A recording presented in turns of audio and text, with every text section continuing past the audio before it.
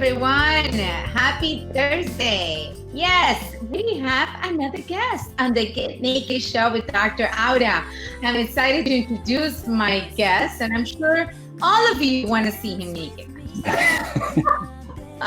But yes, I have my friend Dr. Robert Kipp with me for today's show. Just remember, if you're there, let us know if you can hear us okay, if you can see us okay. I know I'm having some kind of grainy issue with my Be Live program, but we're going to go ahead because time is of the essence and I can't wait to have this conversation. But just please like, share, comment, let us know where you're watching from. And if you have any questions for my guest, if you know him and want to know how he can get furtherly emotionally naked, let's just be clear here, please post it below so I can go ahead and ask him. But thank you for being here, Dr. Robert Kipp.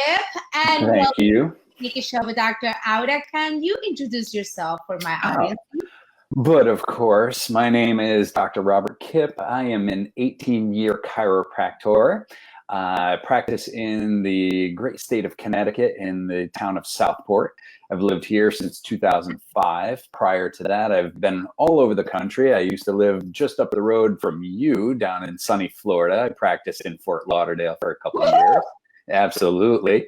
But I just couldn't take the whole shopping for Christmas in shorts and a t-shirt and decorating a palm tree. It was just really weird for me. So back up to the Northeast I came, and yeah, I've been here since. Just recently got remarried to a wonderful woman, Kimberly. Love and appreciate her every day. And, you know, just a lover of life. That's how I'll introduce myself. I love that. I love it. And I mean, this is my week with the guys. Let me tell you, yesterday's interview, I don't know if you watched it. This friend of mine just opened up about his love story. I think we were like, it was so beautiful. I never thought, like always, as is a good disclaimer that people know, my naked show, as a host, I don't give my guests the questions. I don't even know what I'm going to ask. This is very spontaneous. I just want to see where it flows.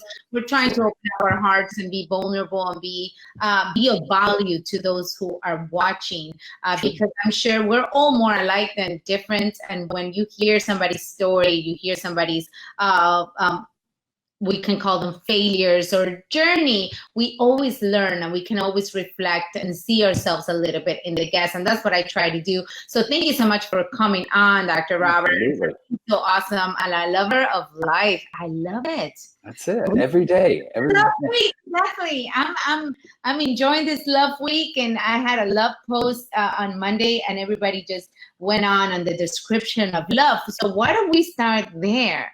And can I ask you, how did you define love? How do I define love? Connection, resonance, and just that feeling that you get when you're with that special somebody that is just, it's undeniable. You can't always describe it, but you feel it, and you feel it from the top of your head to the bottom of your feet, and you can't wait to see that person. And that to me is love. So I am truly, I would say, a self-proclaimed hopeless romantic, and always will be. Flowers for every occasion, even when there's not an occasion. But yeah, just the love. I don't know, the love concept, if you will. It's just, you got to feel it. I love it. Obviously, we are also not just talking, for those people listening to us, we're not talking only about romantic love, because I feel love is such a beautiful word, and we get to love, like we love our profession, right? We love what we do. We love it even if he doesn't love us back. Right. And it's unconditional. It's so broad, and it's really letting go. And I love it. What we were saying yesterday, that love is also a decision. It's a commitment. It's so true. It is just making a decision to love that person, and just going and letting life bring its ups and downs, but you stay strong in your decision, not because they do something for you, just because you decided and you made that commitment too. And I just thought that was so So super, super cool. The I love this connection, husbands. Go ahead. the connection and the commitment, and you brought up a great point about loving the profession. And I just posted, it was my friend anniversary with one of my guy friends, and I was like, I love you, man. It's just, and it's not obviously that romantic love, but you feel that connection and you feel that commitment that says, hey, you know what, I would do whatever it takes to help you because I love you. And so that's that non-commitment level of love for me, like as far as my definition would go. But and then you have that next level, and it's, you got to have love in your life. Oh, I think without love, what is it, right? What is life? I love to talk about the heart account and how we can increase that, because you can have all the titles in the world and all the success and all the accolades, but if you don't have anybody to share with, if you don't have that self-love center, so you can then be able to offer something you got to others, including that person next to you, including that beautiful dog that we saw grow up, including all the, your patients, your colleagues, your friends, everybody that has the blessing to know you. I mean, what is life all about if we don't get to share it, right? So and if we took that concept and said, okay, there's not a single person on this planet that doesn't have something to give to other people. So therefore, I would contend that you could love everyone, right? I mean, wouldn't that make sense? And so, it might sound cliche, but love everyone, love your neighbor, love, but I would say that the world would be a hell of a lot better place if people took that approach. Wouldn't it? I mean, I feel we need that. That's why when I talk about love, I'm not talking only in the romantic sense. Even though romantic love is beautiful, but it also needs to come with that commitment. If not, it just fades, right? Sometimes the honeymoon, if you don't stay on top of it, it will fade. It's so true. I feel like breaking out into a rendition of the Beatles, All You Need Is Love right now. It is true, but if we can just love without expecting something in return, love and let go, and really just give the best and let go of the rest, as I always say, because that's all you can control is what you give, and putting that love feeling out there. I feel love heals so much. We've seen it, I seen it on my mission trip. Obviously the volunteers go and they just touch people, they're not even adjusting them, and people heal. So the power of the human touch, right? And so many people are just, they live in isolation, whether it's physical isolation or emotional isolation or just civil isolation. It's sad to see sometimes.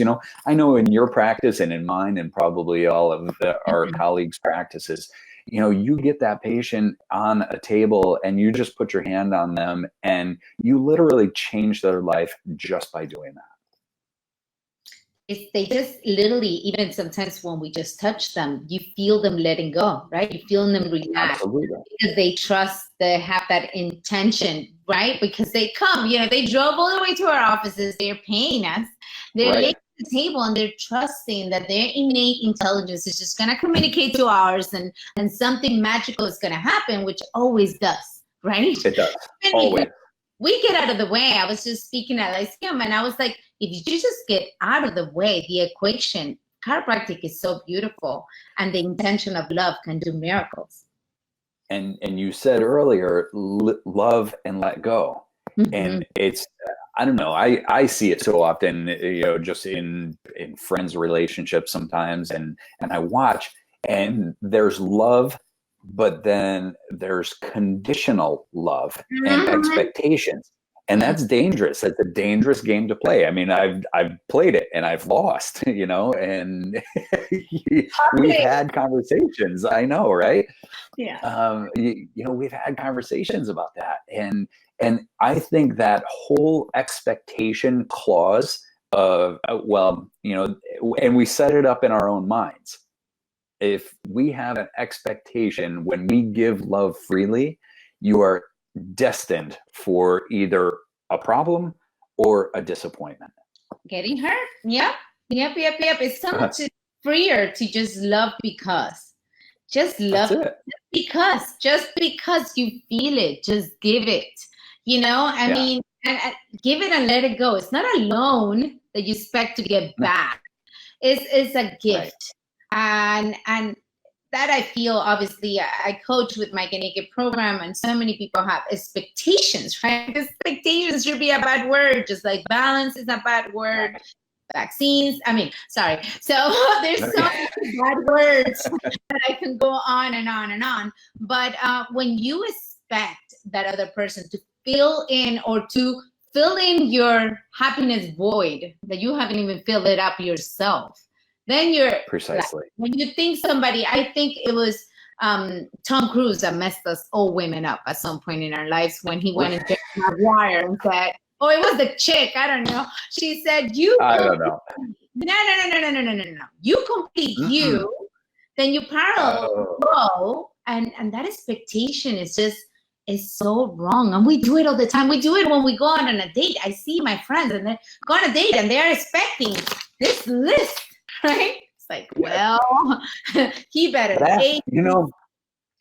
All right, as a guy, I gotta call some BS out here, because I had learned about this list, and I'm like, this is crazy. I'm like, as a guy, and I mean, I talked to all my guy friends that are dating or had been dating, and I'm like, hey, wait, do you guys have a list? And they're like, no. So this list of things that, like, these prerequisites, I mean, you ladies, we got to have a conversation here. Hey, it's a whole conversation on dating. I could do a whole book, but I mean, I'm not saying that as a woman or as a guy, you shouldn't have your ideal partner. Yes, you should map it out and take the time, because if not, you're gonna get the leftovers of the world. Right. But it's not to have an ideal, but just live in the moment and be open to the experience without checking the guy. Oh, he had the wrong pair of shoes, I'm not gonna see him again. Yeah, he was wearing Cole Haans instead of Tommy Hill. No, get him out. Cole Haan, Jimmy Choo, you're it. But no, so you got. It is true, though, the expectations that we do put on people and on ourselves or on our relationships can get dangerous. And so if you find yourself with a partner, and again, I'm going to go back to my history, if you find yourself with a partner that you want to make fit that mold, that is going to cause not only yourself a huge issue, but the other person and the relationship is 9.9 times out of 10 going to end badly. It's going to. I fully agree. I think it's just, I don't know how many times I will have to say it for people because everybody has this agenda. And it's okay, especially in business. Everybody has some kind of an agenda, and genuinely and vulnerability and being real has been faded through the cracks, right? Probably that's my whole brand. Get Naked is about being real, being vulnerable, be talking the real talk. We all, we might seem like we're super successful or whatever it is. Everybody has their journey. Everybody has their falls, their setbacks, everybody at some point in their lives has had many failures and been depressed, and we're all in this together. It's absolutely to put it out there, and we're not all these labels. We are humans that want to make a difference, and that's what I love. So that's why I love talking about love and relationships. But on this concept of expectations, I mean, one tip that I give the people that I coach and when I do my naked tips is just give out what you want to get back. If anything, if you need to, just give out everything. Be the chiropractor you want to get adjusted by. Be the boyfriend you want to, you want the same things you would like to get back. This is at least the beginning. Without expectation, just give it though. But be your best you, and then let go. And don't judge people by their cover. shall we say? Because not by their list. too many people, or their list. Yeah, Too many people just don't judge them by I their see my list. girlfriend is like, no, I ask this questions. Hey, I used to do it. Right. You know, I used to know, ask one tiny question. If that question was yes or no, I'd be like, oh, goodbye. I didn't meet you. I didn't give you the 5-minute meetup at Starbucks, okay? Come on, seriously. That's a tough game right there. Well, but you know what? When it goes to dating, and we're not going to take this conversation today because I do have some questions, but it's not going to be this conversation to go. But it is a numbers. The more you meet, the more eventually you know. And I just got really good at knowing what I wanted and the kind of time. My free time was not that much, so my free time I wanted to spend it learning or growing or sharing a good conversation with somebody. It didn't have anything to do with looks. It had to do with brains, actually. My one question had to do a little bit with brains, but it was a judgy question. I'm not saying it was. All right. And hey, look, that's fair if you're filtering through. But if you're going into that with the expectation of hey, I just want to have a conversation. And oh, by the way, if this person answers this question in such a way, they just move themselves up the ladder, that's cool. Like, and so you acquire a lot of relationships that way, and relationship capital. And I think when you, like you talked about your love bank, when you find somebody that climbs up the rungs of that ladder and they start filling that love tank for you, that's when you know you've got something special there. And that's usually those people are going to match all of those items on your list anyway. It is true. It is true. When you know, sometimes the signs are there and you just follow it, trust it. And it might not look perfectly as you thought it would, but just trust that gut feeling, because the gut feeling is mostly always right. I know I've been wrong so many darn times on this subject of dating and relationships, and probably it feels like I've had the experience of a 90-year-old. Yeah.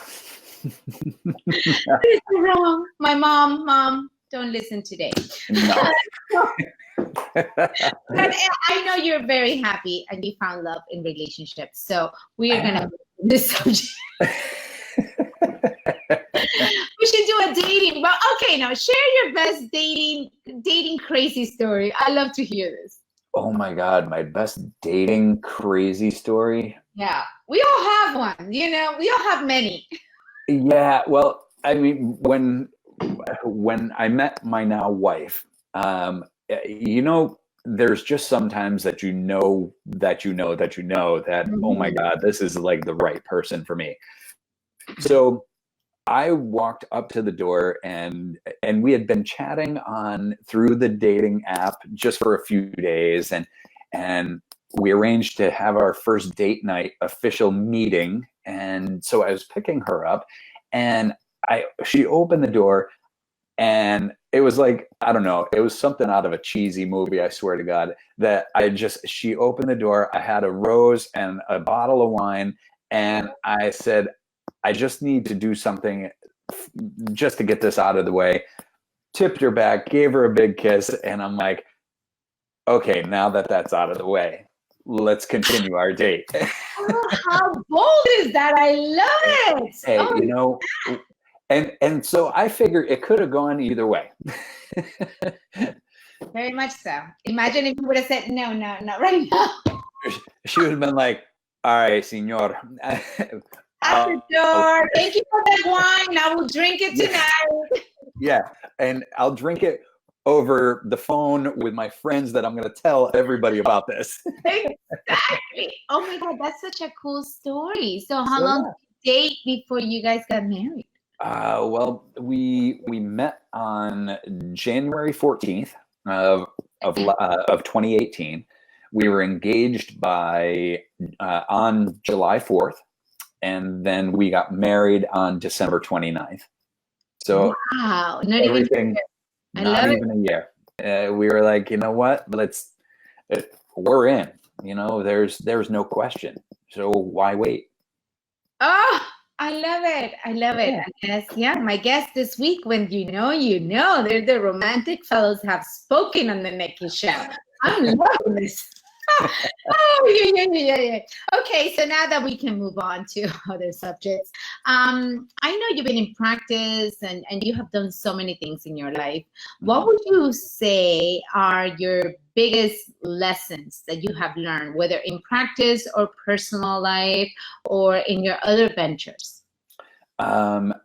Persistence pays off, but you have to know when to say when. I would say, just the persistence factor. Anybody that is an entrepreneur, much like yourself, myself, anybody that started a business, you know that you have to have that persistence, that willpower, because there's some days where you feel pretty beat up, but you have to get up and do it again the next day. And there's some of my mentors, and I'm sure we share some, that say, I don't grind, I don't work in the trenches, and it's because they love what they do. And so it's never a grind, but the persistence that they had in order to get their businesses up and running was, I'm sure, pretty involved. The when to say when factor is it's probably going back to the expectations concept again. If you expect something from your business, that if you keep pushing and pushing and pushing and it's just not happening, how much energy are you going to continue to put towards that? Or is it when to say when? And so, it's a really tough call to make sometimes. And I think over my lifetime, I know you said, in the dating world, sometimes you feel like you have the wisdom of a 90-year-old. I feel that way sometimes in business. And, I just feel like I've done so much in a fairly short period of time. And I've picked up and garnered lessons all through the way, and really took stock from my mentors, and including you. I watch, and just anything that I can grab onto. But there's certain people can do certain things, others cannot. And if you try and try and try, know when to say when, because otherwise you'll drive yourself and people around you very crazy. I think that is so important to share, because, we've known each other for a while, and we have both had some ups and downs in our personal life, and who knows about the professional life. But yes, it's been quite colorful, and knowing when to say, okay, it's time to pass the page, or just time to, or bounce back. Because how many times we put our heart and soul into a business or an idea or a venture or whatever it was, and it didn't go our way. I mean, that's happened probably more times than I can hold through my hands, right? So it happened many times, and it's okay to forgive yourself, to not judge yourself, to love yourself through that process, so you heal and you just bounce that much back further. You're like, okay, so it's fine. And the people around you, just like you said, it don't need to suffer from all the setbacks and the loopholes that can take you down further, and you can go in the, oh, poor me thing. It's just so much faster when it's just part of the journey. And one of the phrases that I love, absolutely love, and I don't know where I heard it, but I claimed it a while ago. It's this: it may not be right, or it may be not right now.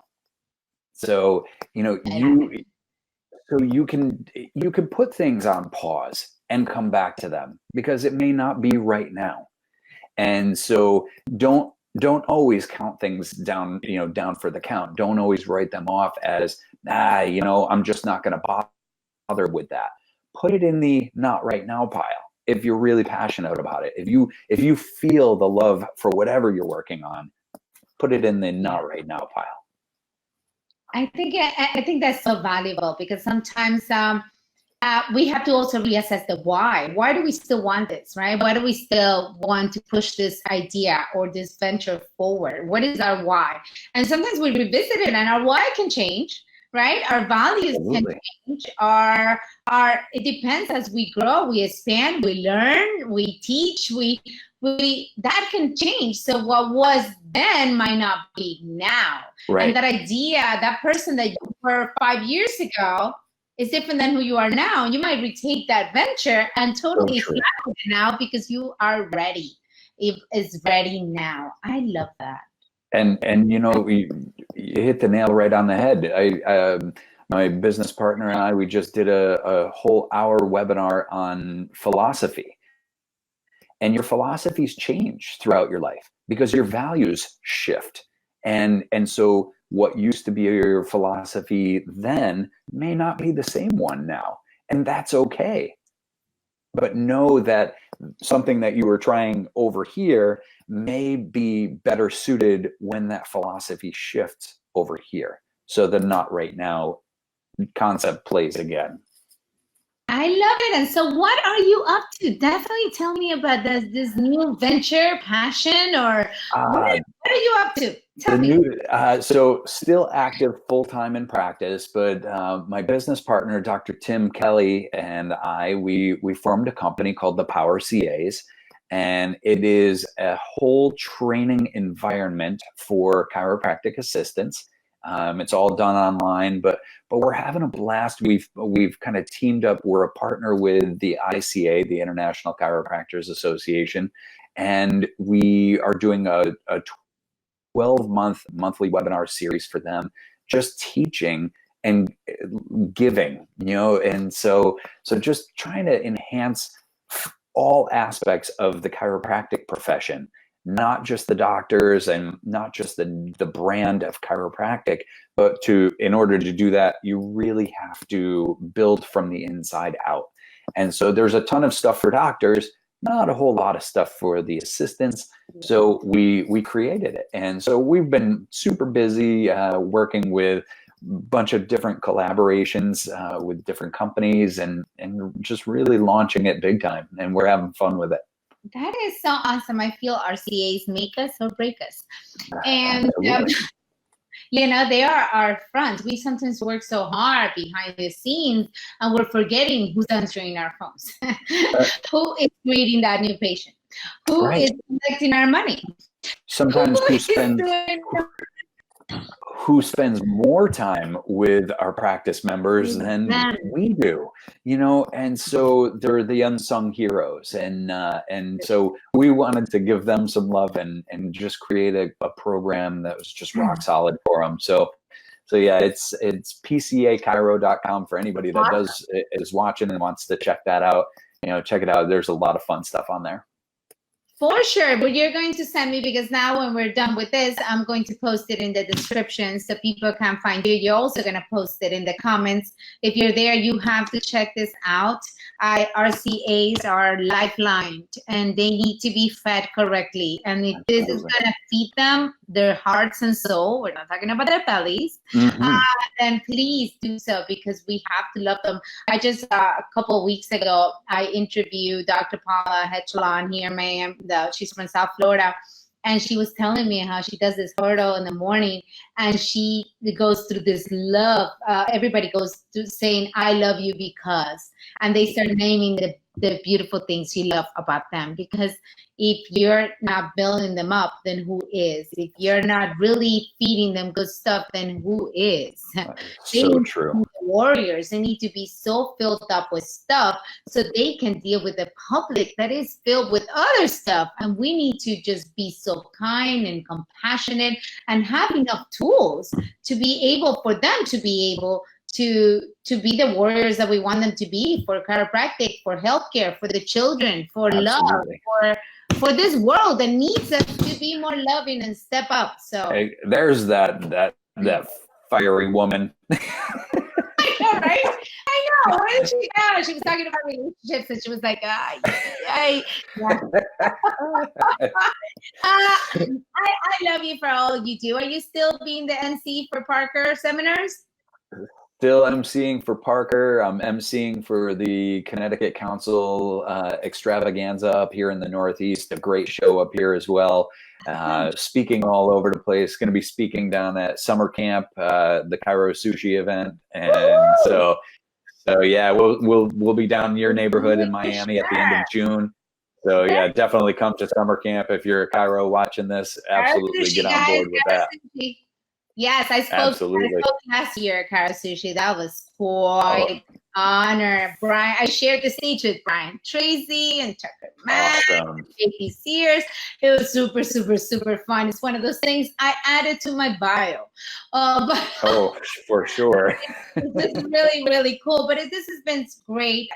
Is there any successful tip or any tip you can leave us with before we go? Because I know our time is almost up. The best tip that I can give to anybody, and I live by this mantra, stop freaking worrying. Everything that you think is a big deal right now is not going to be a big deal in a certain amount of time. And everything that you have ever been through that was a big deal has come to pass, and you're still here. So stop freaking worrying, love life, enjoy it. You get one trip on this rock and you better make it count. Woo! I love that. That's what I'm saying. That's my preaching for the day. That is your preach. I'll preach it, baby. Well, this was fun. We definitely have to do it again, probably when both of us are not so grainy. And I can't wait to meet your wife. And I'm so happy to see you happy. I know I've been a cheerleader for you this whole journey, because I've really been, I don't know, I've been probably enjoyed your journey more than many others. I'm like, such a cheerleader for you, but I'm truly, truly happy. And Thank you so much. Support you any way I can, because I'm sure if you're creating something, it's going to be awesome. So you people, go get it. Go sign up for your CAs or I know you were giving a manual out, right? That you can give us. Yes. Yes, indeed. I like my manual because I've had my share of CA stories, and I love and appreciate them. So yes, absolutely. We'll get it to you. Don't worry, people. Everything does pass. Even the heartaches pass, and the only thing you can focus is right now. And right now, all I can do is talk to this wonderful man. So thank you so much. Thank you so much for being here. Stay naked, stay true. Please like the podcast, hear it, rate it, do whatever you want with it, but just get involved and just learn from others. That we're here to give, to love, to serve, and have yourself a blessed Thursday. Thank you so much for being here. Love and appreciate you, everybody. Ciao. Que tenga buen día. Muy buen día. Perfecto. Ciao.